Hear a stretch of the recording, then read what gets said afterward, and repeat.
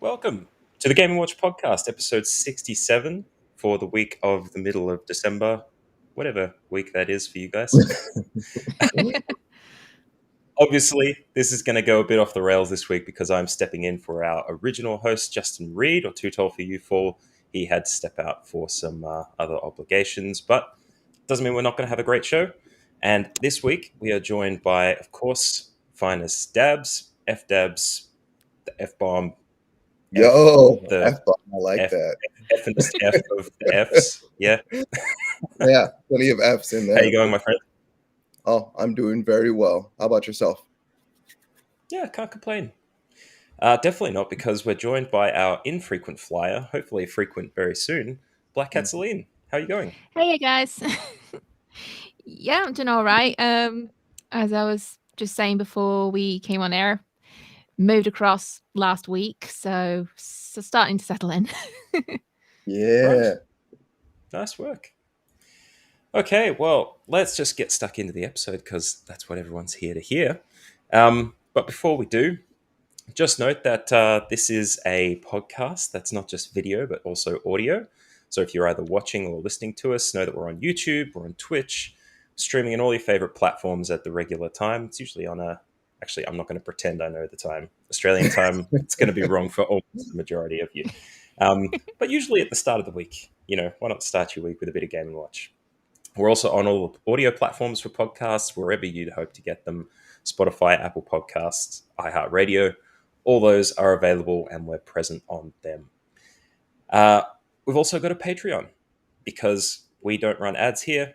We do want to be supported by you guys as closely as we can. So if you feel like you want to contribute any money to help support the podcast and help us release more and more better content, then head to patreon.com/OurViewGaming and you'll be able to become a member of our site and just help us create all of that great content that you love to enjoy. We're poor streamers here, like the rest of the podcast world. Well, I don't know if you were fortunate enough to catch our live stream, and it's still on YouTube actually, of the Game Awards late last week, then you'd think we're super fancy. We got that fancy background rolling, and there was a lot going on. We were wearing suits too. You wouldn't think that would be poor streamer mode. Yeah. Yeah, the grind is definitely there. Yeah, definitely. Oh yeah. But we're looking good, I say that, of course, wearing a sláinte top for St. Patrick's Day, just to represent the Irish out there. We'll be there soon enough. All right. So how's the week been for you guys? What are you playing? Anyone want to jump in with a classic game?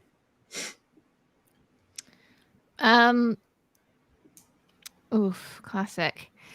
Well, it doesn't have to be classic. I mean, I was going to say, the new pickup in the house at the moment has been Kingdom Hearts Melody of Memories. So that's kind of taking you on a whistle-stop tour of all things Kingdom Hearts. And the game I've been playing by myself has been Tales of Vesperia Definitive Edition. So that's originally a 360 era game. So yeah, a bit of a classic. And I'm curious, the Kingdom Hearts one, is that a more recent release that just shows you everything that's been going on with the story? It's a rhythm game. That's right, it is, isn't it? Our Hero? I'd forgotten.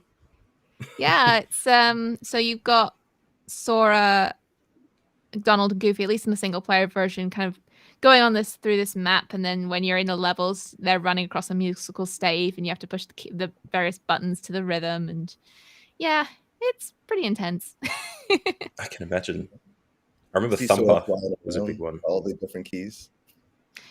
You get away with it a bit. So I think X, R1, and L1 are like the main attack ones, and then you've got like ability boxes and jumps. So yeah, quite a bit. Yeah.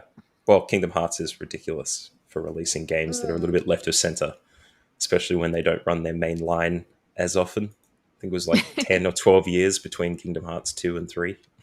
Yep. Pretty crazy. They were doing GBA games in the meantime. Yeah. Well, they do.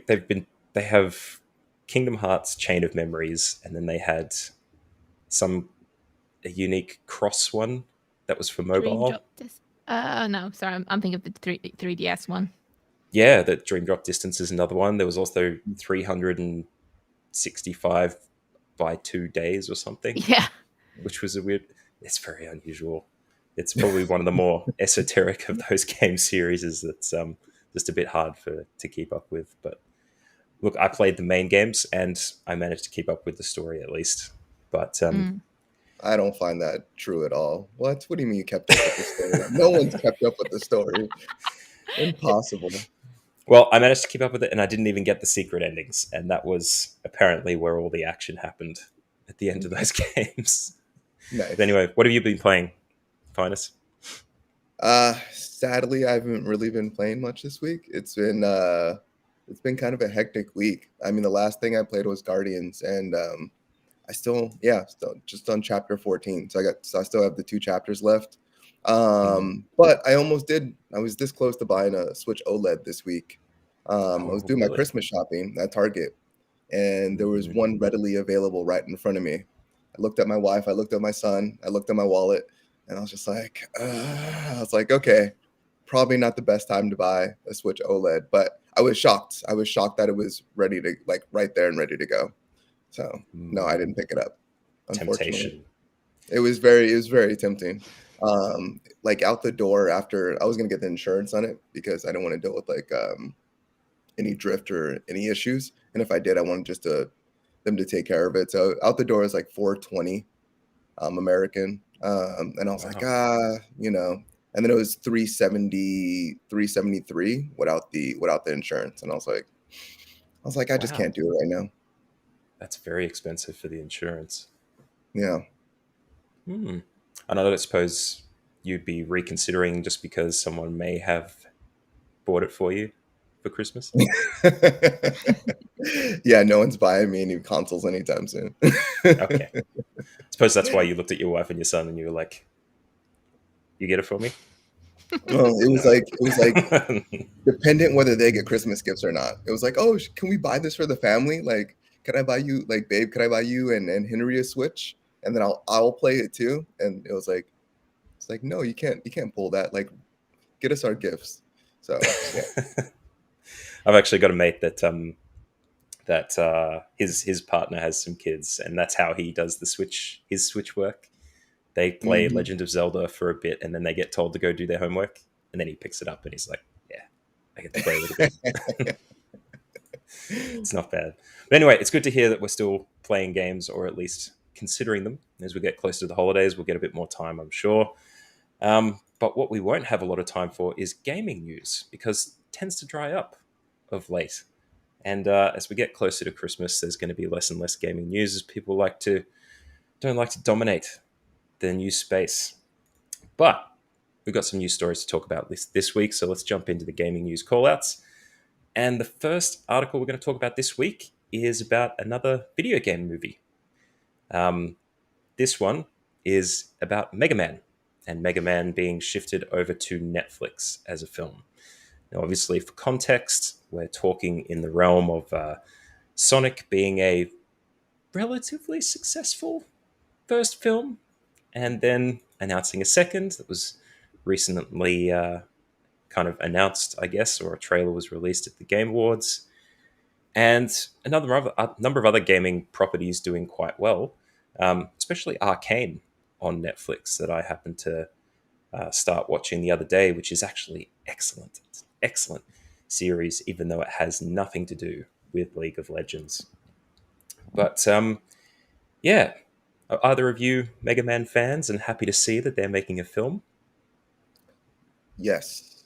I'm gonna jump in this one. Yeah. So Mega Man has been consistent throughout my gaming history. First off, like it was like one of the first games that like I played with my cousin and my sister via Nintendo. Um, and then it was the deciding factor, like PlayStation over Nintendo 64. When I was like in middle school, I was like, which one do I go with? Like Mega Man has now left Nintendo and gone to PlayStation, and I had to follow Mega Man. Um, so that led me to that, and then I've been kind of PlayStation, of course, jumped to 360 and Microsoft and Xboxes a little bit then, but yeah, Mega Man's a big part. Hold on one second. Oh, audio listeners, we're getting some props while he trips over everything. Oh, So look at that. I am the live action Mega Man. Oh wait, this way. Okay, Um, breaking news. Finest Stabs being cast as Mega Man in Netflix series. that would be a dream. That would be a dream. That's an awesome helmet, So though. actually, let's go even a step further. I'm gonna pop this out of the box, and Celine, you take over for a second, or Matt, you guys take over for a second. He's desperate. Oh boy. Do you have any history with Mega Man, Celine? A little bit, but I say mine isn't with the classic Mega Man. It was more the NetNavi version. So Okay. yeah, that was definitely interesting. It wasn't the I wouldn't say they were the most intuitive things, to be honest, but they were enjoyable. You're gonna have to help me out here. The NetNavi, is that like a Oh, little sorry. PDA So device or there's something? two different versions of Well, there's multiple different versions of Mega Man, but there's the one that is like the physical robot, and there's one that's a program. And in this in the reality of the program version, every appliance you can think of is connected to the internet. And to navigate the internet, people have something called net navigators, or net navis for short. And they are essentially AIs that are accessed via these terminals that people carry around with them. And the Mega Man in that is working with his operator, shall we call him, who's I've forgotten his name in Japanese, but he's called Lan in the Makes sense. in the English localization. And yeah, but the two work together to try and defeat cyber terrorists. Sounds like there's enough there for a decent movie story. There was an anime series based on it. Yeah, but from what I've seen of little clips, the voice of Mega Man was perhaps a bit abrasive. I may have that wrong, though. Incidentally, Mega Man is called Rockman in Japanese. Oh, well, that aligns to the whole boss fight thing, right? There's like Leaf Man and Razor Man and all those different ones, right? Yeah. But yeah, it was to pair him with Roll. Yeah, rock roll. A lot of kind the. Of like. Go on. Oh no, I was just gonna say they all had like rock themes, like in the very beginning in the traditional original Rockman series before he became Mega Man, and when he came to the US. Yeah. Okay. And yeah, I think that's what they drew from for the characters of the not so good Mighty Number 9, because you had Beck and Cole. You guys are throwing terms around here that I don't get because I am not in Mega Man at all. But we've got F that's up there that's just donned his Mega Man helmet. It did. Is looking this is only the very second much the time out part. of box. Yeah, so all you audio listeners, you guys can go to the YouTube and check out the helmet. It's even better when I have my blue shades on. But yeah, Mega Man has just been so iconic through the years. I don't, there's been so many games. I don't even know how many games he would have now. I think he must be like 40, 50 games strong. Wow. Just throughout his series, through the GBA, the Game Boy, PlayStation, he's a definitely iconic character. His famous game, his Mega Man 2 cover art is like infamous for being like some of the ugliest cover art in the world. Oh yeah. Yeah. But yeah, Mega Man's a favorite character of mine. Even Justin, Too Tall for You Fool, got a Mega Man plushie for my son. So now my son, yeah, like rocks around the house, like with his, no pun intended, rocks around the house with his Mega Man plushie. It's Mega Man Legacy, I guess. Um, but the important question is, are you happy to see a film being made? And Oh, do you think you'll enjoy it? probably not. Mega Man, Okay. Mega Man's shows have been consistently bad. They've done several cartoons, the Mega Man Network cartoon, the original Mega Man, just Mega Man cartoon, was pretty bad. But it was, I mean, the first one was okay. The original cartoon was okay, but this one being live action really scares me. I really don't know how they're gonna do it. As you can see right now, I look like an idiot with this Mega Man helmet on. So Right. I just can't imagine anyone else looking much better. Well, if it helps at all, despite it being cancelled, the Cowboy Bebop anime by Netflix was not the Yeah. best in terms of an adaptation, but they got incredibly close with their CG graphics and the environments and all that stuff to the original anime, which is incredibly hard to do because that's about space bounty hunters in like a cowboy style motif with a bunch of weird ships, and they got incredibly close. So you never know. They might do all They right. they did, but at the same time, like I feel like the most successful spinoffs are the ones that create their own stories within the universe. When you're that close as Cowboy Bebop was, like Hmm. it almost is a disservice to like just do like a almost a live action copy of the Yep. original series because it's just gonna the fans were already upset about so many things that they took like liberties to. And then yeah, and then look, I mean, look what happened. Like they literally said like they told it kind of the woman that played Faye Valentine in that, she like in her Twitter, like she was just like, "You guys, like, come on, like, be realistic." Like, kind of just like blowing people off. I think she said it a much harsher tone than that, but she like blew the fans off. And these are the people that are gonna like watch the show and jump on the show and everything. It was close, but even like with Arcane, like you said, it has like nothing to do with League of Legends because it doesn't. It's a story within that universe, and it Yep. succeeded. So yeah, hopefully it takes liberties, like the best parts of Mega Man, incorporates that, and then goes from there. But like Mega Man is from Astro Boy, and Hmm. even Astro Boy didn't succeed with the animated one. So we'll see how Mega Man does with this live action one. It's gonna be interesting. I just really can't wait to see. Okay. Mm. And I'm gonna take this Sound. helmet off. I just did a quick fact check. According to Wikipedia, at least, Mega Man's got like 40 odd mobile games alone. And then you've got, but like, I think it's something like the original series was 11 with 5 redone for the Game Boy. Then you've Hmm. got various spin-offs. You've got the Mega Man X series, which goes up to 8.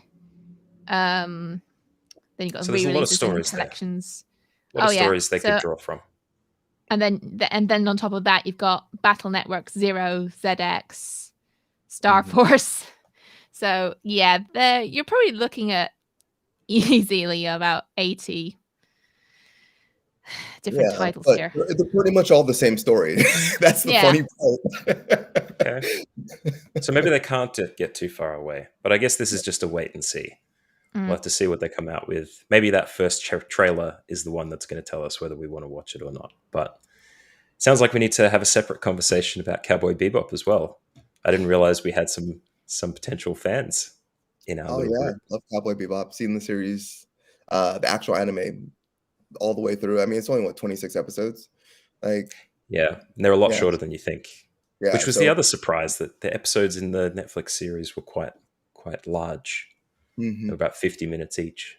Well, they're But trying to anyway, flesh out those characters and oh yeah. Anyway, we'll have that yeah, conversation later. we could Yeah. talk about it later on. Let's just get through the news, and then we can section off some time for ourselves. We'll have a fun corner. Yeah.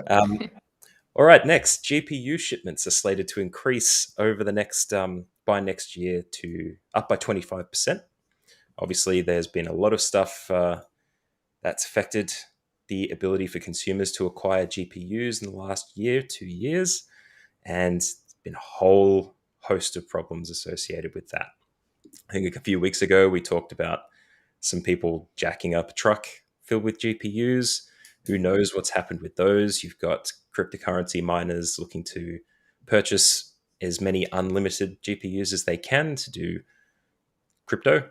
You've also got people trying to flip them for a profit. Scalpers, they're notorious in the industry in almost all aspects at the moment. So there's a bit of people are unsure that increasing the amount of GPUs in production will actually make it to the consumers. Not being strong PC gamers among you, obviously throwing a barb there. What are your feelings on this increasing capacity that we could potentially see, and whether it makes it to the consumer, or do you think we go full cynical and see the scalper market increase? I think part of the shipments increase. I mean, it's partly production, and then it's going to be partly actual actual suppliers like kind of leveling out. So in terms of like what this means for us, um, I don't really think it's gonna affect us either way. Like your average person, you only need one, you only need one or two maybe GPUs, in your whatever computer you're running. As far as like being able to get one, yeah, it's gonna slowly become easier to get them.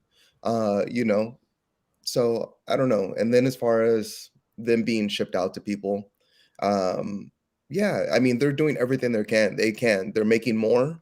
They're not only making more, they're making like a variety of different ones. Like I know in the story, like 2 weeks ago, we were talking about like they've created a whole new GPU out of like a alternate one that like wasn't selling. And yeah, I don't know. It's gonna level out. Oh, it's gonna level out eventually, but I don't know.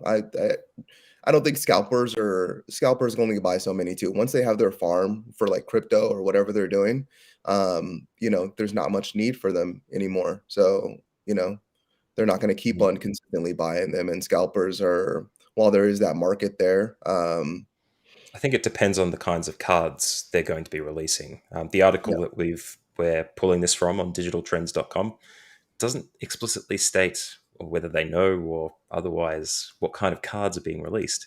So if we were looking at them increasing the 25% with 3060s, 3070s, 3080s, yeah, then it is entirely possible that consumers will buy them to upgrade their cards if they haven't been able to acquire one yet.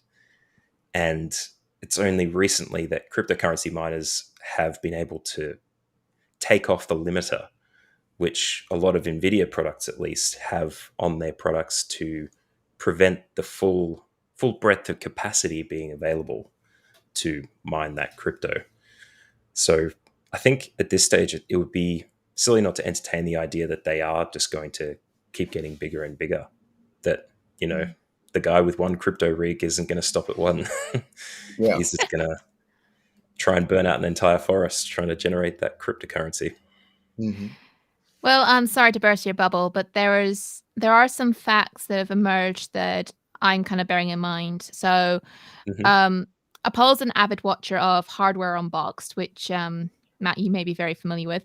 They have observed that while the prices are still inflated, um, supply in Europe isn't as bad as it is in North America. So North America seems to be like the hub of the scalping issue. So just to kind of give some hope for the more international listeners. The other thing to bear in mind, so this is what I've heard from Upper Echelon Gaming, who's a really in-depth kind of audio essay kind of YouTuber. He has noted that China has effectively banned this use of cryptocurrency as currency. And that is going to cripple the crypto market, at least within China itself, because apparently that was a really big market for GPUs for the purposes of mining crypto. So Definitely. between those things, I do have a bit more hope, especially when that crypto might start to see like the decentralization, which appealed so much about it, being hampered by people who are like, whether it's because people are being concerned about the environmental cost of it, whether it's people deciding that, we shouldn't be using this as currency anymore, like China has. I think we might be starting to see a speck of light at the end of the tunnel when it comes to the scalping issue. I think it's always going to be there to some extent because we have more people interested in gaming than ever thanks to the pandemic. But That's it. I don't think that market is going to buy anywhere near as many as the crypto market has. So I think, like I said, so it's a speck of light, but I'm hoping that is a light at the end of the tunnel. Yeah, countries are definitely trying to close off those gaps a little bit. Australia is very much the same. At least in terms of cryptocurrency, a lot of the transactions involved with it have been deregulated, and they're looking at regulating those now. There's going to be a few bills passed in the next few months. Oh, that reminds me, the Stop Grinch Bots Act over in the US. That's something else to consider. So hopefully, hopefully Congress is actually going to sign it this time. Yeah, and that one is about bots used for scalping, right? Yep. Yeah. Yeah. Well, look, we can only do what we can. And hopefully, even that being something that's been proposed since 2019, hopefully they see it as such an economic distress that they pass something like that and can shake things up a little bit. But the other thing that can shake things up with regards to crypto mining is that the gaming space is very much getting into non-fungible tokens or NFTs. And Ubisoft recently announced Ubisoft Quartz, which is a platform they're deploying in Ghost Recon Breakpoint, I believe, to purchase costumes, the things that you put on your character. Cosmetics, thank you very much. I'm glad I've got you guys around to help me out with the show. But yeah, NFTs in the form of cosmetics that you put on your character. And they have no real value in terms of combat or improving your ability to play the game. This feels like them just trying to say that they have an NFT platform to say that they've got NFTs, because I think there's been a lot of discussion in the market, a lot of stakeholders asking in investment calls, what are you doing for NFTs? What are the NFTs happening here? Are you doing something in crypto and blockchain? Because that's the thing now, right? To make more and more and more and more money. And it looks very much like a money-making venture here. They've tried to say that they're preserving the environment with the NFTs that they're using. I'm going to hurriedly try and find what they call it. I've forgotten the name. Proof of stake blockchain, which is said to be less energy consuming. But nevertheless, we're looking at people buying consumables. Sorry, I've said it again. Buying cosmetics and saying that they have NFTs just to have NFTs, but it's exactly the same as purchasing a product with real money. Bringing our cynicism forward again, how do you two feel about Ubisoft Quartz? You know, you know how to use less energy or conserve less energy or conserve more energy, I should say. Not do it at all. Yeah, you just don't do it. That's it. I mean, you don't have to worry about that. Come on, Ubisoft. That is such a cop out. Like, oh my gosh. And then what happens when the game is like it comes offline, or they close the servers down or whatever? Do you still own that NFT, and what can you do with it even after the fact? Are you going to be able to resell it to other people just to show people that you have like a certain outfit for a certain character that you can never use again? I don't know. This just all sounds bad to me. I don't. Has anyone purchased an NFT here? I'm just curious. Nope. No, No. no. Okay. And look, it's. I think NFTs, the way that they're being used now, is just it's ridiculous. Just Yeah. like you're saying there, because people are buying pictures, and it takes energy and it takes money to generate the idea that this picture is a non-fungible token, which means you can say it's yours, but there's nothing preventing other people from having that image as well. They Yeah. just don't have that one version of the unique image that you purchased with your money and destroyed a bit of the Amazon just to be able to get. I'm, It's I'm I screenshot stuff all the time, and I'm sorry, like yeah, you know, I will screenshot your NFT, and I will make a library of your NFT if I think it's cool enough. Because like, hey, like you put it out there. I mean, that's the thing. It's a bragging right, right? I mean, mhm, that's all it really is. Yeah, this is just another form. This is like the new step of microtransactions. Mm. Microtransactions kind of like fell into the background because people like were so upset about that and how that, and then they're just trying to find another way to do it. They're trying to find another way to hook people, create that addiction, and get you to spend your money, even more so after buying the game. So hate it. Not a fan. We'll see what happens. I don't know. Celine, what about you? I have to call it the most tone deaf announcement in the history of gaming. We like yep, we've got the climate crisis going on. Where people want like I use Ecosia over Google most of the time because it plants trees. Like I I'm looking for ways to kind of reduce my carbon footprint, and to hear Ubisoft do this, I'm like, well, thanks. Now I know who not to buy from. You mm, know, and that's the thing. Like I have kind of made it a point that I'm not going to double dip as far as paying for a game goes. I'm either going to put microtransactions in a free to play game, or I'm going to pay an upfront cost, and that's it.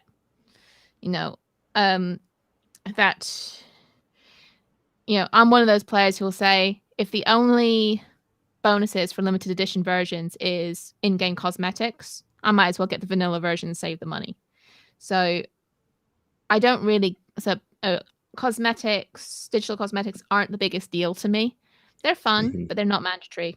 And Ubisoft is all about them, though, isn't it? They have oh yeah, their base edition. They've got the deluxe edition, the deluxe edition, the super I gold have special edition of all their admittedly I games. haven't played a Ubisoft game since Assassin's Creed Syndicate, so that makes it even easier for me because Hmm. I felt the quality of it was degrading from like Unity, and I was just like, you know what, I'm not really invested in them anymore. And the only Yeah. reason that Apollo has Far Cry 6, I believe the newest one Mhm. is because he got a free key for it when he bought his graphics card. That's the only reason.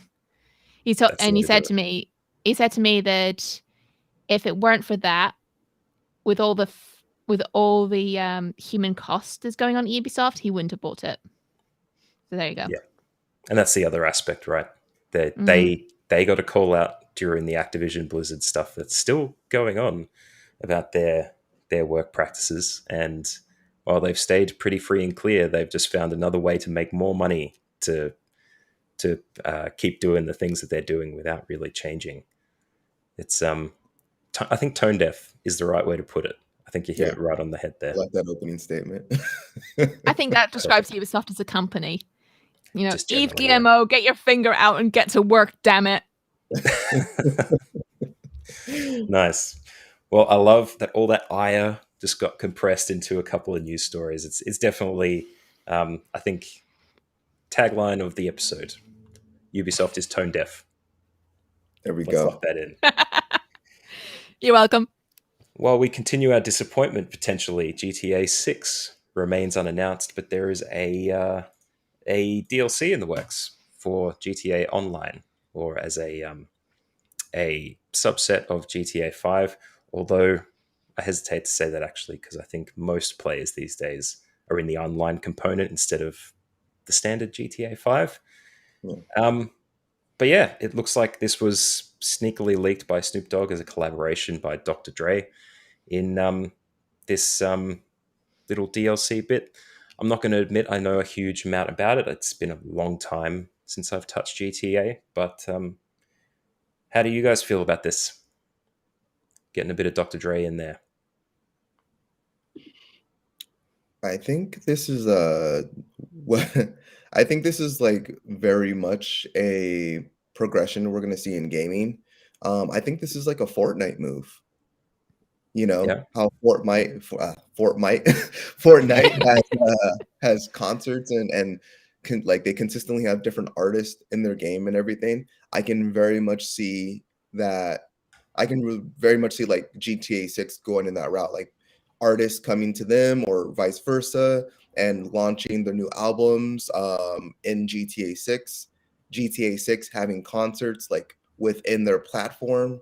I think this is the first step towards that, and I like this is I think this is just like a test, to see how that goes, that how that collaboration goes, and if they can potentially use this as a viable way to keep people invested, because GTA 5 has everything.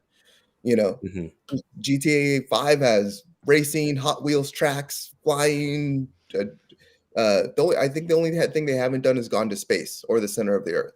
um True. but like as far as like being on the planet, like you can do pretty much anything, run over, kill people, sleep with people, like the whole gamut. So Hot coffee. Yep. yeah, yeah, hot, definitely hot, cold coffee now, but Yeah. But no, yeah, I see. so I see what you're saying. GTA Online hasn't had a shout out as a live service for a little while, hmm and even though we saw at the Game Awards that there were a bunch of other live services that made it in there, Fortnite, of course, being one of them, hmm they are probably looking to tap into the market a little bit more and make themselves known. And if this is successful, is there any product integrations that you would want to see in GTA? Is there like a wish list that you have? I mean, that's a question I'm going to come back to. I don't even know offhand, but yeah, there's definitely concerts I would like to, not concerts, there's like music if it was like released like in the game, like, and I'm like flying around and driving around and popping into tanks and like destroying buildings and stuff like that. And all of a sudden like my favorite track comes on from my favorite artist and it's like new and it like newly released. That would be just phenomenal. That'd be a game changer for me in general. It would keep me more invested in the game longer, just knowing that, hey, Green Day or Incubus like popped on the radio and I'm like, doing this and destroying things like to my favorite music. I mean, that's essentially why like Spotify came to consoles and why they certain games allow you to listen to that and things like that. So why the Guardians of the Galaxy and the original GTAs did so well was partly because of The music. just the music that was incorporated in it while you're doing what you're doing. Hmm. Celine, have you touched GTA at all? Not really, not since like the top-down games of old. I didn't Oh, yeah. really.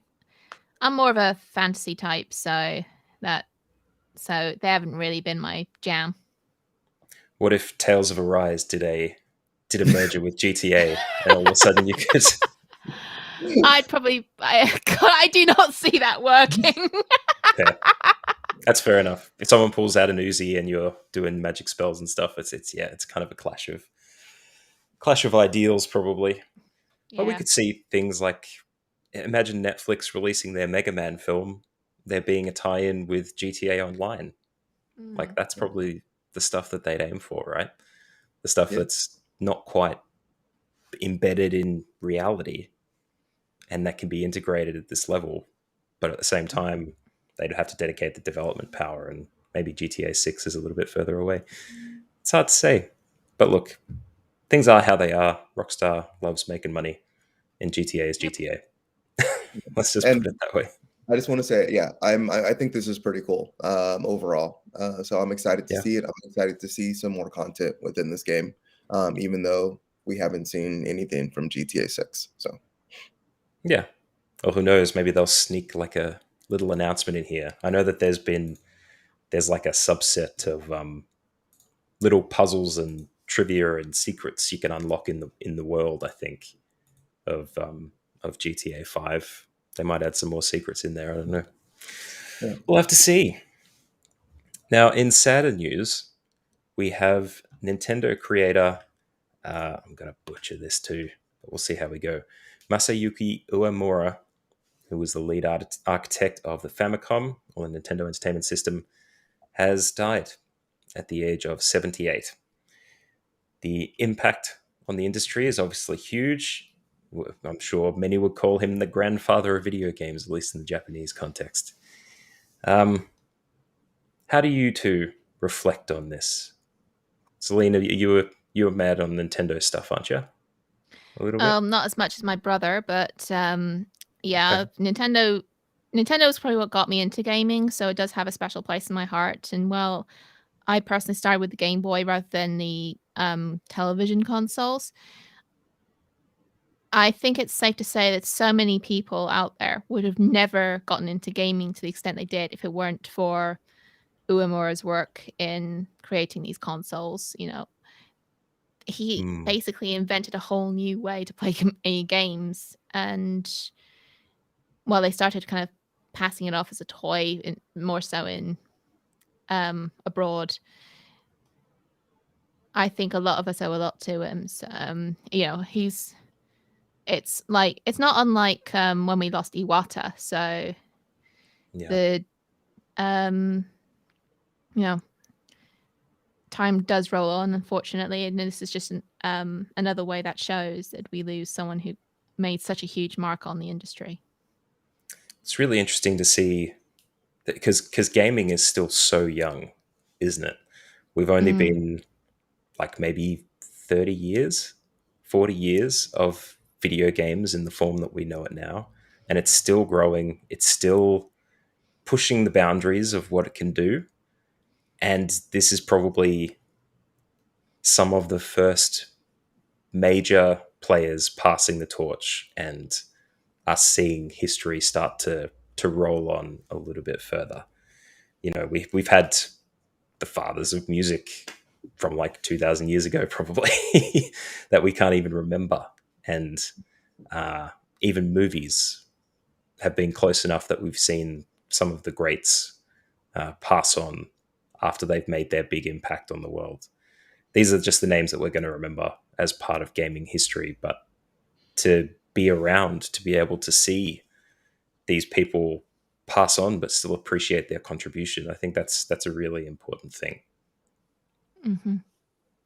Yeah, completely agree. When I was working on the podcast earlier, and I read this article.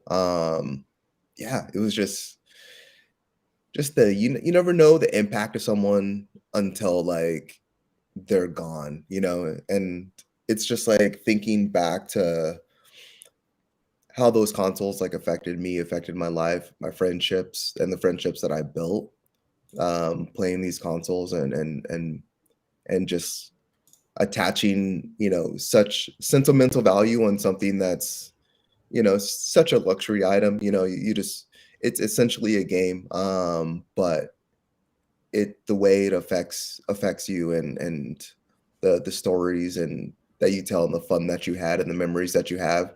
It's almost like smelling, like you smell something just like 30 years later, and it like takes you back to your childhood, like whether it be like it's Christmas time, so like we have like Mm. pine trees, so like I have a pine tree in my house right now, and I'll never get a fig tree because every time I smell that tree, like I think about like myself as a child, and it just that enjoyment that I had, that enjoyment I had opening presents and Santa and all that stuff is very much the same as gaming. Just having those old consoles behind me, oh, that side. And just playing those games, it really just harkens back to everything that I enjoyed as a child. And yeah, I just appreciate anyone that's worked on, any of these consoles and created these machines that we love and adore so much. Yeah, here. And Agreed. that's the passion for gaming, right? Yeah, Gamers are probably the most passionate about their. I hesitate to call it a hobby because it's going to detract from my point, but look, when we're mad about it, right? We yeah, really enjoy this stuff, so it does leave a big impact and sometimes a big hole when these kinds of things happen. Passion, I think would be the right word. Yeah, passion's definitely the right one. Anyway, Masayuki Uemura, your impact is felt. Your passing is felt. Pour one out, if I had one, for parting glass. Slauncher. Sorry. Slauncher. There you Anyway, go. so we got one last story to kick off here before we get into the main topic, talking about the Game Awards, just for a little bit. We've got more games announced for the Switch Online expansion for Nintendo 64. We are looking at the release of Banjo Kazooie alongside Paper Mario. Now, obviously, these are two very big games. Paper Mario, definitely a big one, but Banjo Kazooie, I would argue, maybe a little bit bigger. It's because the fans felt quite bereft until the follow up came along, and that name escapes me now too. You can tell I'm not a Nintendo person. Banjo But Tooie, do you mean? oh, that was a follow up, wasn't it? No, I Yeah. was thinking about Ukulele, which Oh, Uh, was yes.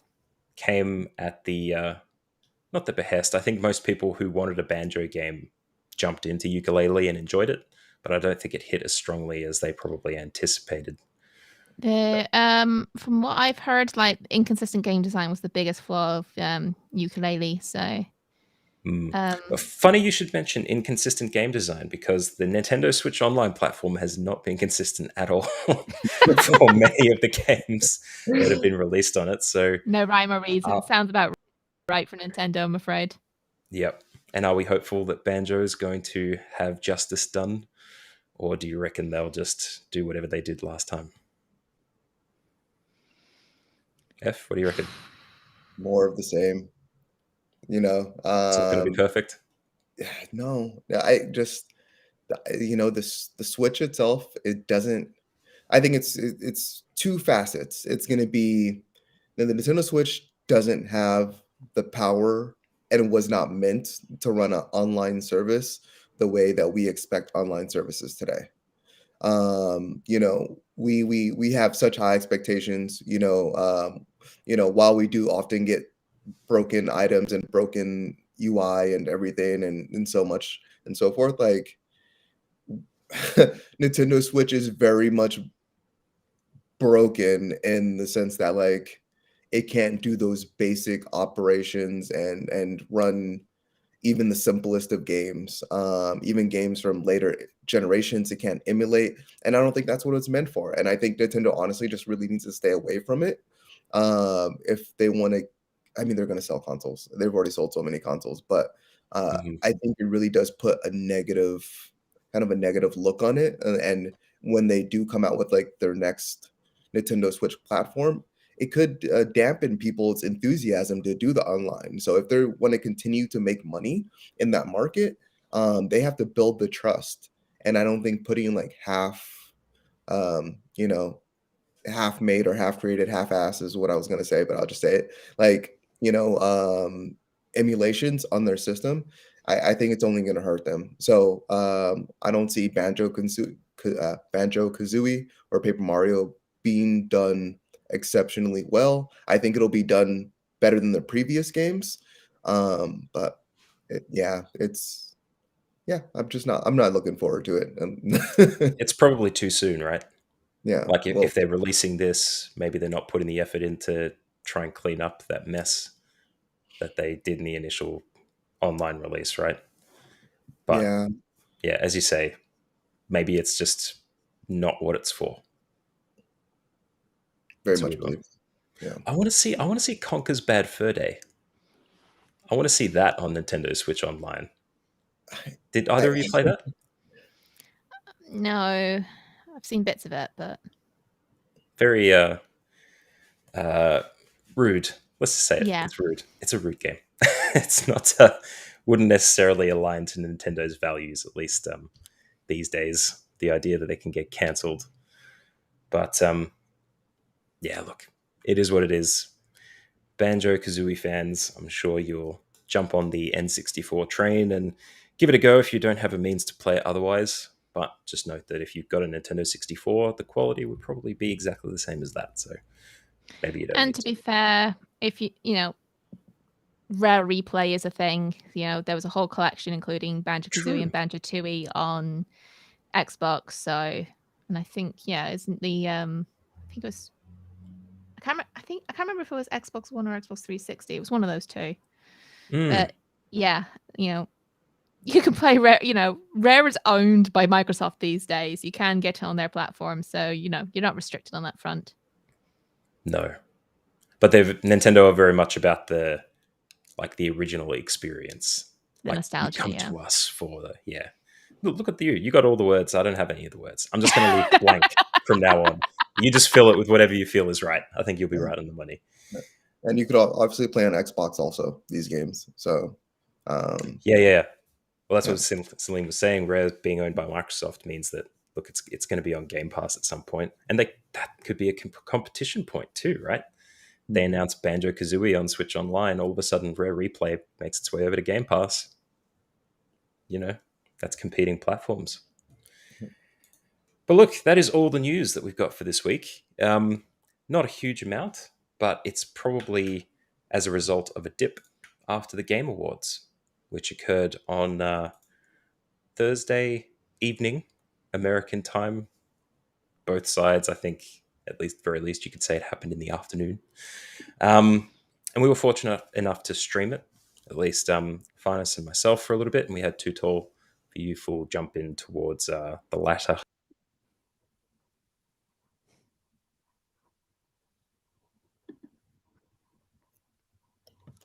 Oh dear. Oh, it's okay. We did freeze. I wasn't sure. I thought yes. Okay. Matt, if you can hear us, check out real quick and come back.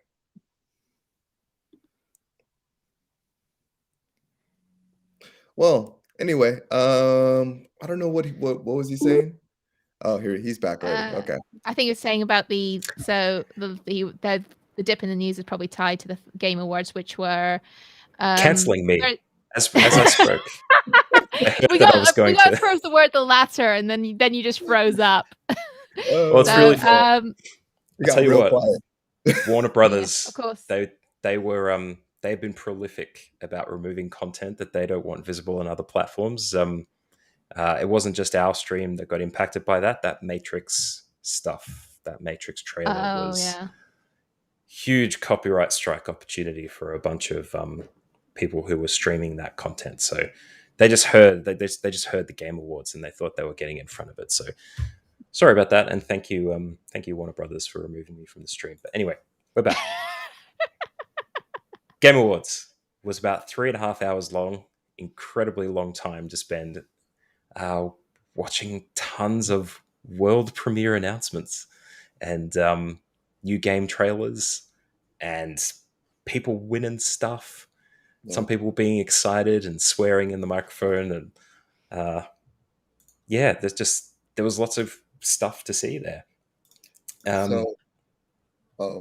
Real quickly. So when I was preparing for the episode today, I actually went back to see if I can find a compilation of all the world premieres and games, and it was an hour and 10 minutes of just announcements, world premiere announcements, and I was like, oh my gosh, okay, never mind. I was like, I couldn't believe it. It was just an hour and 10 minutes of trailers for newly announced games. So that kind of blew my mind. And that really put things in perspective, when thinking back on that 3.5 hours that we spent. Yep. And look, the awards too, I think if we just sat here listing awards, we'd be here for 10 or 15 minutes, and the ones that won, because there was a lot of them thrown out there. But there was just tons of content in there, and it's definitely worth a look. There was a lot of big stuff. I think for me, Hellblade 2, Senua's Saga, that was announced quite early in the show, and that one's going to be a very good game, I think, especially if they can match following up the first game, which was excellent. But I know that you guys were excited for the Suicide Squad Kill the Justice League trailer as well. That one seemed like it was pretty good. There was obviously the Matrix stuff that came out. There was an exclusive trailer that was dropped, as well as the Matrix Awakens, the Unreal 5, Engine 5 experience that came out on Series X and PS5, not on PC, which I was forlorn to find immediately afterwards when I tried to hunt it down, but that's okay. They had to do their thing. Um, Star Wars Eclipse was another big one. That was a uh, and the name escapes me now, but it's a Lucasfilm. It's done with Quantic Dream, so that's obviously going to be story driven from the studio that brought us Beyond Two Souls and Detroit Become Human. I think you jumped on Wonder Woman. Actually, you predicted it as it was releasing the trailer at the time, Finus. Yeah, That might have excited you a bit. it was I don't know, it seemed very Wonder Womanish. I don't know, like the gold and everything. Yeah, I don't know. It was very unexpected, but at the Mm, same time, I think it was expected, just the way that DC has been launching their games and the characters that they would move forward with. I know a while back they said that they're going to focus on their slate of female characters. So I wouldn't, that I think that was more like meant towards the movies, but I can very much see that focus in their games also. As Harley Quinn's been a prominent character for some time now. And yeah. then of course now Wonder Woman, and Wonder Woman's had multiple movies and everything. So Mm. yeah. But the thing I noted about the Wonder Woman one is that it's developed by Oh yeah, that's Monolith right. Productions, which is uh, responsible for Shadow of Mordor and Shadow of War, both Warner Brothers properties, but they were excellent games, I thought. Maybe Mordor a little bit better than War, but just that whole motif and that stuff coming out in that game. If they can do it in Wonder Woman, then I'll be jumping on it for sure. And we had Alan Wake 2 announced as well, which is a very long time after the original release. But it's made by Remedy Entertainment as well, which has done Control. So those universes are going to be tied together a little bit more, I think. Um, yeah, lots of stuff out there. It's impossible to name it in an episode. Celine, did you happen to catch any of the Game Awards, or have you seen any of the follow Um, ups? I kind of blitzed bits, the key bits, when the next morning because the live show started at 12:30 on a Friday morning, my time. So yeah, Yeah, no, thank you. Like four they make it hours from then. palatable Yeah, for the world, but someone has to miss out, right? yeah, exactly. And it's often Yeah, Britain. yeah, But yeah, uh, I was actually very surprised by how well It Takes Two did. So yeah, I have played it. Apollo and I have played a good chunk of the game. It's definitely mechanically speaking, it's definitely a masterpiece. The story, it's very. I can see that being a bit marmitey, so that was fine. But I once, given the nature, the kind of topic of the game, I wasn't entirely kind of like, why is this smart? I mean, it looks family friendly, but when you pay attention to the themes, it's definitely not. We're talking about your characters are a couple who've just agreed to divorce, for crying out loud. So I was like, mm, so I was a bit caught off guard by it being a class as a family game because, imagine having to, you two imagine having to tell your kids, oh, this is what they're talking about. This is why they're fighting. Like, yeah. what? Yeah. But as far as the gameplay goes, the mini games, the kind of progression where you have to kind of work with the different characters and what they're able to do, it's definitely a very well crafted game. Mm. And even And before you get into the game itself, you have to play it co-op, don't you? yep, You need one other yep. person to play with you. So if you've played A Way Out, similar principle. So it can be online, it can be local, but you do need two players. You can't do an overcooked style like split controller kind of thing. Yeah, you can overshare though. That's okay with It Takes Two.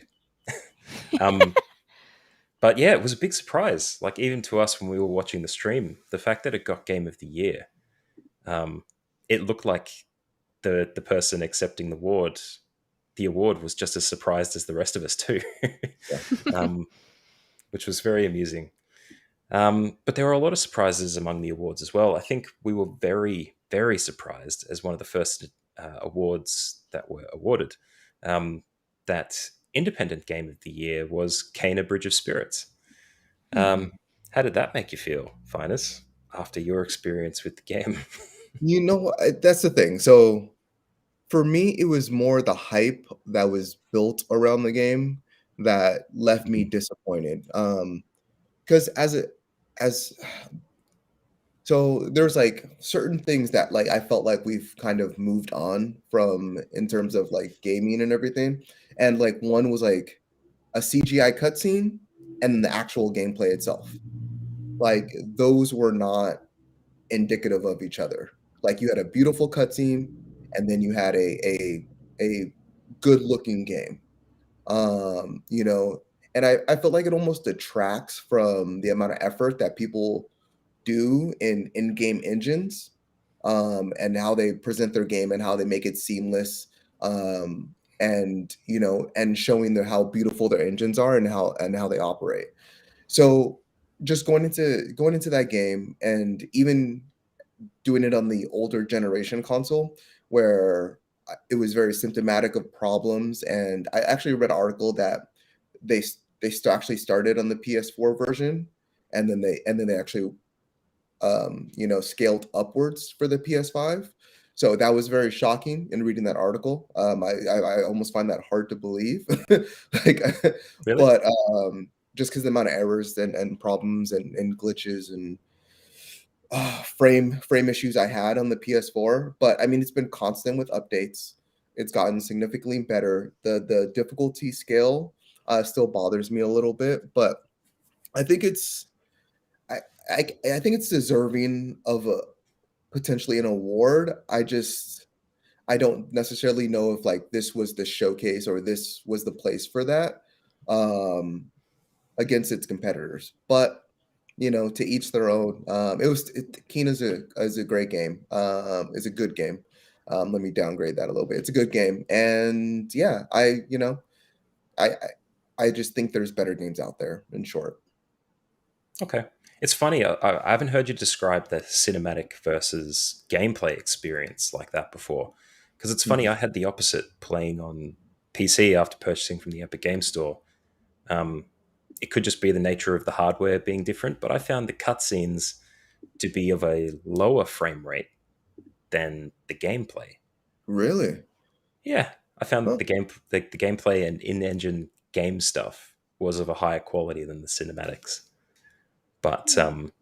that may be just a consequence of them as a studio um, developing the cinematics not in engine but recording them like they would a Pixar picture, and that quality not translating across to cinematics when the upgrades come. So if Yeah. your computer's better, the game's obviously going to improve, but the video interstitial content isn't going to. But that's fair. I Yeah. mean, not all games are for everyone, right? Nope. Okay. Very true. Yeah. Did you have a favorite award, Celine, that you saw? Was there a category you were Hmm. keeping your eye on just in case? Um, I suppose the big one, you know, given my preferred genre, I did check in like the favorite the best RPG, and the fact that Hmm. it Tales of Arise one, that was like, yeah, I am definitely gonna have to keep an eye out and get that game now. Maybe after I've Oh, completed Vesperia. So, yeah. Well, I've heard such great things about Tales of Arise so far. It's mm, just been it's changed things for people. I think that the Tales of series has been put on people's radar because of this game. I yeah. think. I think, yeah, it's probably gonna be to the modern Tales what Symphonia was, back in the GameCube days, and maybe even like what Monster Hunter World became for its franchise in a way, because it filled a gap at just the right time in a way with, um, you know, the Monster Hunter franchise has classically kind of had some elements that are common with the Dark Souls series, in that you've got these great big bosses which you have to work down and you have to read their movements to kind of keep ahead of the game.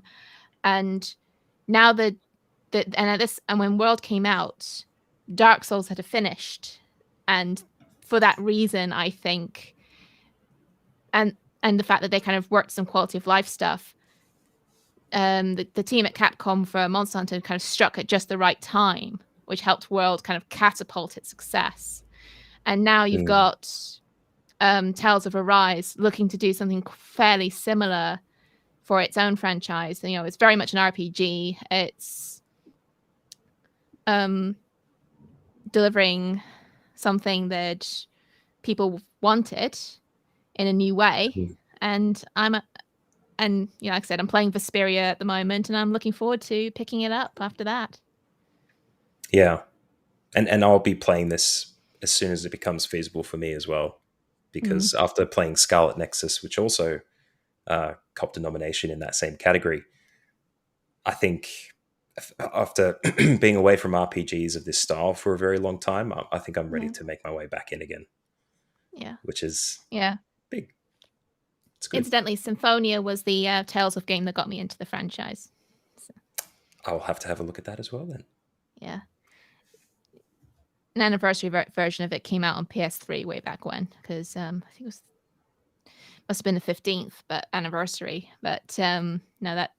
But yeah, I do recommend the series for the franchise overall.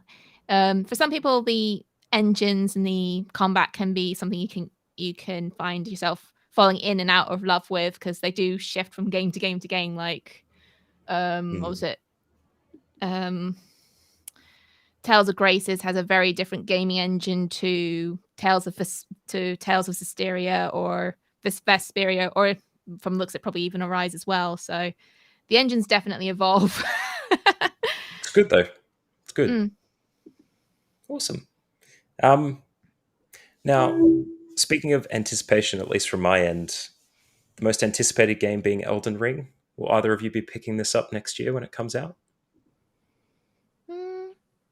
I believe so. Apollo might. I might. I haven't been. Monster Hunter is more like an exception to the rule that I'm not as big on the ones that kind of test your. Like, I have a rotten sense of rhythm and anticipation sometimes, so I'm not the best at those kind of genres. But I might watch. I might check in over Apollo's shoulder, or maybe give some bits a stab.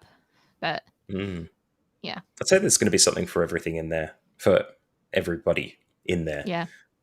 Especially with regards to the story and Dark Souls and FromSoft. Whoa, words today.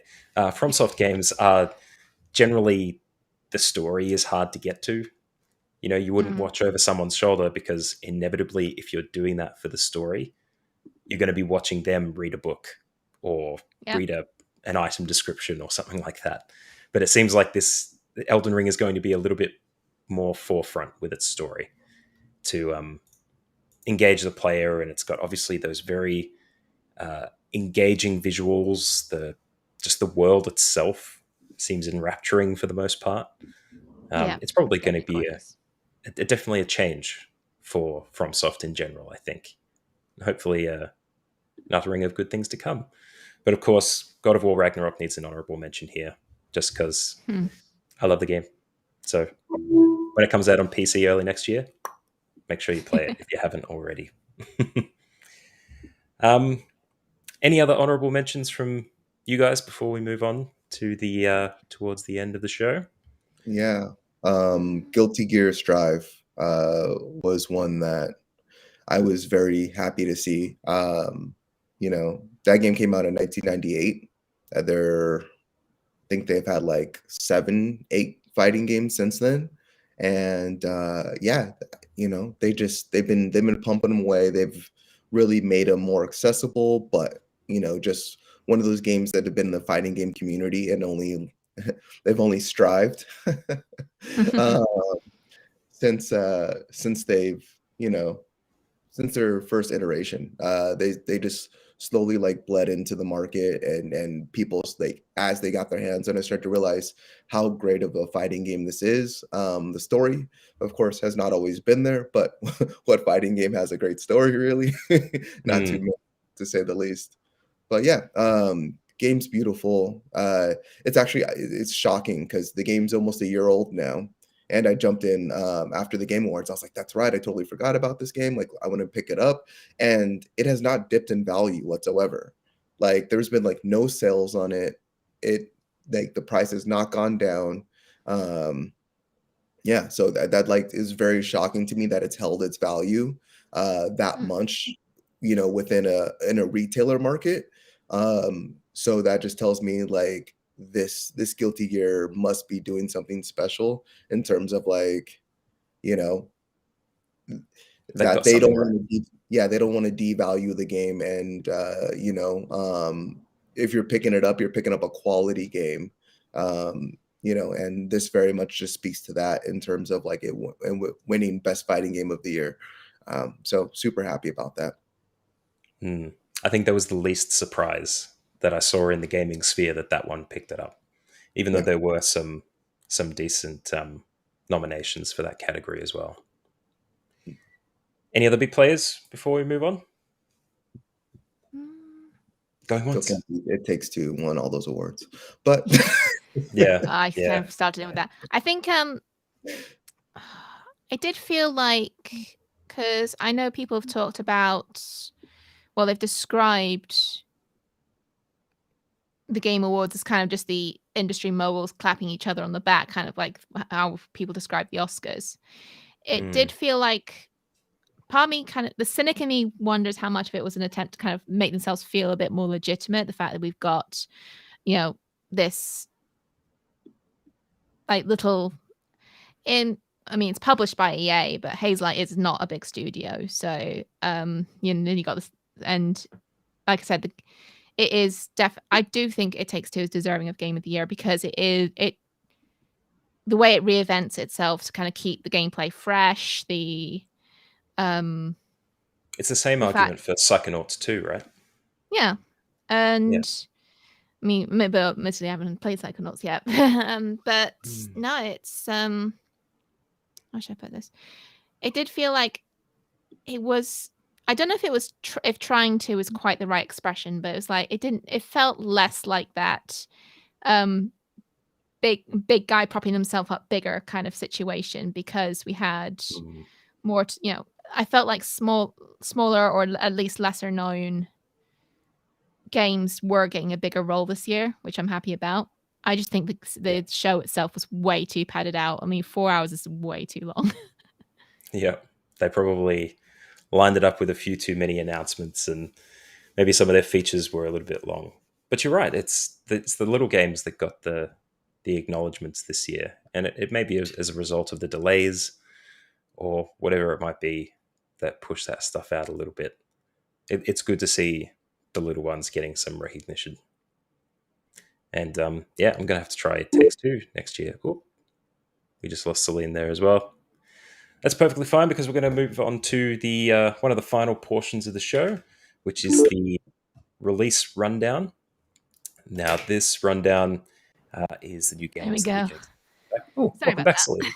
I'm glad I'm not alone having these computer errors this time. It's always nice Mm. as a PC person to know that other people are experiencing problems too. Is that I don't have to ferret out and bury into my PC to try and find where that problem's happening. Yeah. Anyway, we're going to move Before on to. Oh yeah, Oh, go ahead. I just want to say, so just on the Game Awards, real quick, Jeff Mm, Keighley he did comment, just on the Game Awards, like after the show, and how it was front heavy and advertisements and all that stuff. So I mean, if people want to read it, we don't have to talk about it right now. But I pulled it up on deadline.com. And mhm. it just talks about, what Keeley said about the Game Awards and how he feels, and he definitely feels like he can do better, is in short what I summed up from the article. And he's looking forward to next year's show to take in everyone's feedback and make the show even better, which he's done year over year. So Yeah. look forward to that, because he starts as soon as Game War ends. He takes like a small break, and then he starts all over again. So Mm. He's a great guy about it. Say what you will about the show. Um, he does always say that he's looking to improve, and he dealt with a lot this year and the year before, right?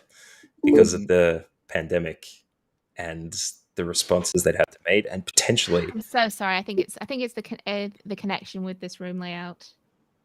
That's okay. No stress at all. But yeah, the idea that we're dealing with a pandemic still, and someone could have turned around and said, "Nope, you're not having a live show this year." He probably had to make a lot of allowances for that as well. But yeah, we'll keep up with it.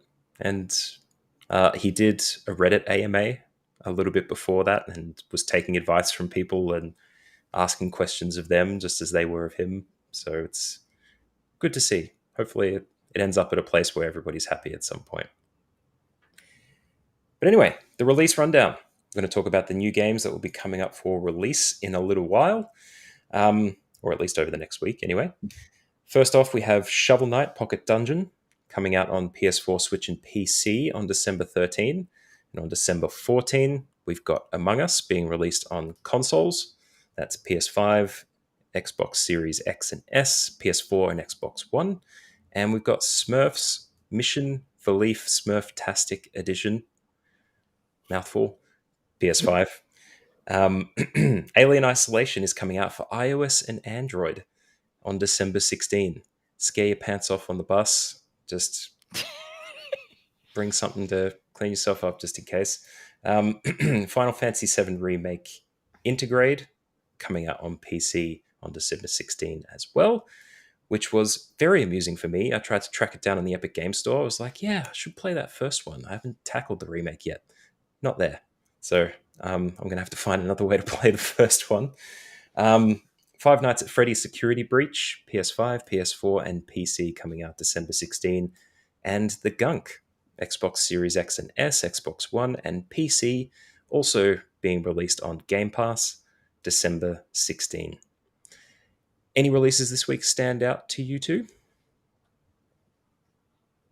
Mm-hmm. Okay, moving on. The Gunk saying, for me is a big one. I mean, when I heard like Alien Isolation coming out on phones, I'm like, Yeah, why? right. Like it's one of those games that's best like Immersive. played on a massive screen or in VR with like the lights turned down for extra effect. Like putting it on your like you can get away with something like I don't know Monster Hunter Stories. I've been playing that on my phone because it's done. It's well implemented. A couple of bugs aside, and it's a light-hearted thing. You would happily play on the bus, but Alien Isolation? Are you kidding me? It's too easy to put down, right? Get too scared, just put it in your pocket or pull out, your Instagram feed or something instead, and just leave it for the next day. But yeah, you're right. Oh it's gosh, immersion, imagine right? hitting the power button, putting it in your pocket, and then opening your phone again to get the xenomorph jumping at you. No. maybe they have the vibrate function in there as well. So you put it in your pocket and you're like, you just don't want to deal with it, but you hear it rumbling away as it picks you up or something. You just wait for it to stop. It's like, am I dead yet? Yeah.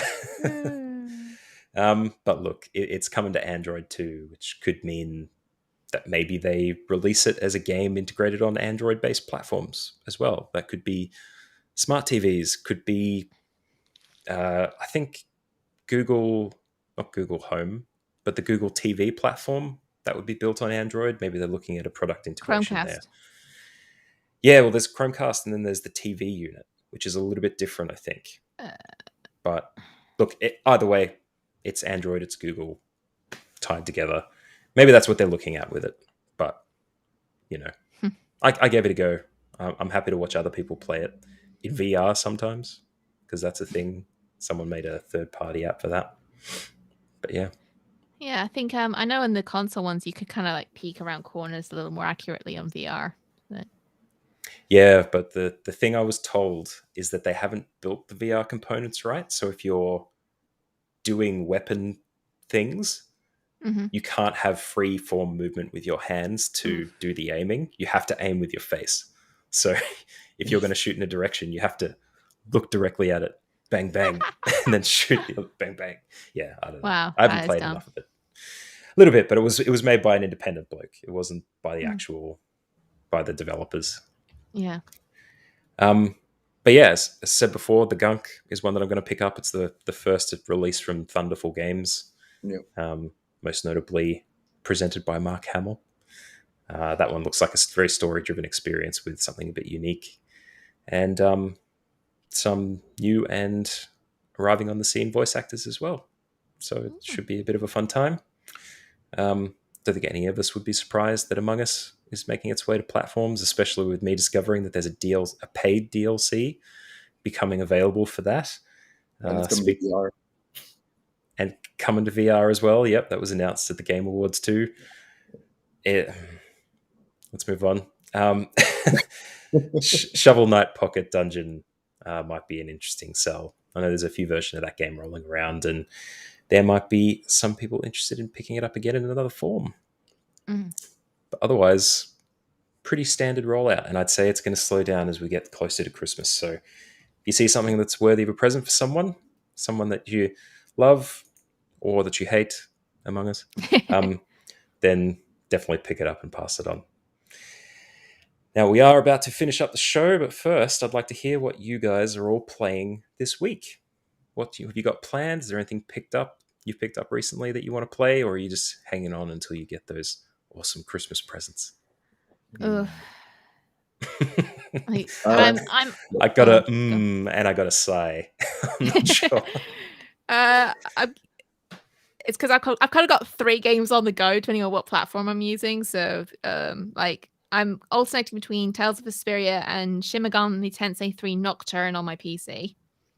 Mhm. And on mobile, as I said before, I'm playing the first Monster Hunter Stories because I've got the second one on my PC waiting to go when I finished it. Excellent. So you're not going to pick up Alien Isolation then? You've got a mobile game on the go. That's okay. I understand. Nah, I'm not into horror games so much. Yeah, me neither. Not worth the time. Finus, what are you up to? Continuing with Yeah, no. Guardians? Yeah, more Guardians. I just picked up the Castlevania collection.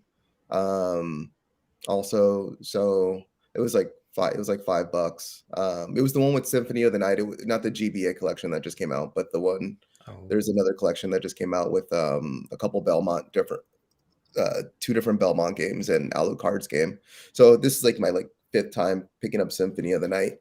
That I'll probably be primarily playing out of that collection. And finished Guardians is the main thing for me right there. And then hoping to jump into Death's Door shortly after that. But good. yeah, Good. yeah, that's the plan. We'll see how it goes. Just there's not enough time in the evening after the wife and kid go to sleep. I usually just fall asleep on the couch playing a game. So we'll see what we'll see what happens this week. But yeah, No homework this week. You can relax into the holidays. That's what getting into Christmas is all about, right? It's about just taking your time, not feeling like you have to do anything particular. yeah, my work gave me some time off, so I'll actually have some time to play. So looking forward to that. Awesome. Love to hear what Yeah, you think of Death's Door. Yeah, this past week has all been about recovery from the move. So yeah, I had more time for my games than usual. That's good. It's a good recovery medium, right? Yeah, it is. Yeah, it is. For me, I actually finished Deathloop on the weekend, which is it was. I found it a little bit difficult to get into the game initially, but I found it hard to tear myself away from it once I got into it a little bit more. I actually came out of the Game Awards thinking it would pick up a few more than I anticipated originally. And look, the story is interesting. 2021 is the year of the loop game, I think. But I would definitely recommend it to people. I think because of the Game Awards, it's still 50% off on Humble Bundle and shop fronts like that. If you wanted to pick it up and give it a go, or give it to a family member as a Christmas present so you can play it yourself, absolutely condone that. But yeah, I'd recommend it as a game, absolutely. But it leaves me bereft this week with making a game choice. I think I'm in one of those stages where I'm not quite sure what I want to play next, and I'm kind of hunting around for the next big one. But I'm still sitting on Forza Horizon 5. I can keep playing that through and see how I go. Obviously, Halo Infinite campaign was released a couple of days ago, and that would be one to jump into. Maybe I haven't played a Halo game since I finished Halo 2, so I might struggle a bit, but the entire collection's on Game Pass, so that might be all right. I've also been willed quite strongly to play the Mega Man collection, which I'm sure I'll find no opposition in this with our current group here. Look, if I can pick it up, I'll give it a go. Making no guarantees, but I am a big fan of a game entirely filled with boss battles, so that might Well, actually be up my alley. yeah, the great thing about Mega Man is like after you clear the level, it gives you a good indication of like some of the elements that you'll be like having to deal with during the boss. There's Mm. always a certain progression. One boss defeats another boss, defeats another boss. There's going to be the first boss that's easiest to defeat with your regular power and so forth. And then you get to play all the bosses again at the end level before you before you play the final boss. So it's very much like a boss run game. Like once you like figure out like which boss defeats what boss and figure out that puzzle, then you go to the last bosses and it's like how fast can you speed run these bosses? Um, yeah. Okay. Okay. Yeah, we'll see how we go. Depends on what platforms that's on as well. If it's on PC, it's a very easy get. But yeah, look, you're speaking to me. I mean, look, what else can I say? I've been told by our background production studio it's on Steam, so perfect. I will pick it up, provided the price is right. Well, that's going to end the show for this week and episode 67 of the Game and Watch podcast. I want to thank you all for listening or watching if you have been. As usual, we're going to be streaming next week again, so make sure you catch up with us on the live platforms Twitch, YouTube, Facebook, wherever you like to watch. Make sure you catch up on the audio episode if you happen to miss out. Subscribe. Make sure that if you do want to contribute and support us in the podcast that we're doing at the moment, then subscribe and send us some cash. Patreon.com/OurViewGaming.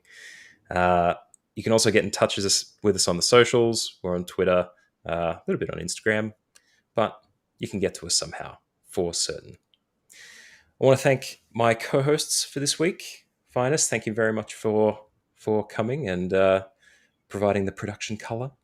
And Celine, thank you for coming as infrequently as you have, but we always do appreciate it when you can make it. I almost made it to the end there, but I didn't quite get there. Nope. It's always a pleasure to be here, guys. Awesome. That will bring us to the end of the podcast. Thank you so much for watching and listening, and we will see you next week. Bye, everyone. But Ciao.